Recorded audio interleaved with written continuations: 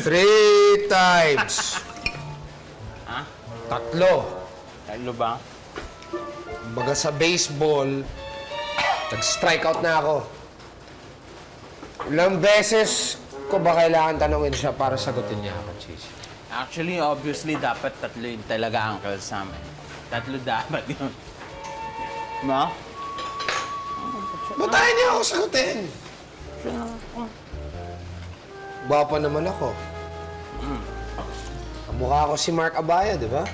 Mukha mo ba? Ako nagsabi, oo naman. Hindi na mukha. Ako ginagaya no! Ako ginagaya no! Hindi mo masyado ganun yun. Mayaman ako. Tama ka ba?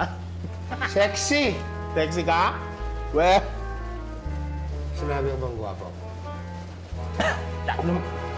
tatlong beses mo na sinabi. Ba't tayo niya ako sagutin? Ba't tayo niya magpakasal sa akin? Walang hindi mo alam! Hindi ko nga alam eh.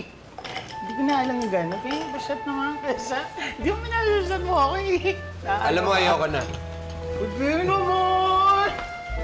Ayoko na! Dahil masakit na yung puso ko! Murati na lang dinudurog ni Katrina! Ganon. Di ba niya alam na mahal ko siya? Daldalita! May importante kang kailangan malaman. Huwag kang mabibigla. Malaking balita ito. Kaya dapat ihanda mo ang sarili mo. Si Lolita, hindi siya ang totoong si Lolita. Po? Ano ka ba naman, Bobby? Bumubuelo pa lang ako, inunahan mo na ako. Eh, ang tagal mo eh. Teka! Totoo po ba yung sinasabi niyo na si Lolita ay hindi ang totoong Lolita?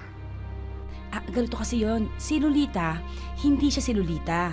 Hindi siya anak ng tatay Mateo mo. Ang tunay niyang pangalan ay Becky at anak siya ni Jonard at Tisay. Ibig sabihin, niloloko po nila si Tate Mateo. Ganun na nga. Sigurado po ba kayo? Tsaka, paano niyo po nalaman?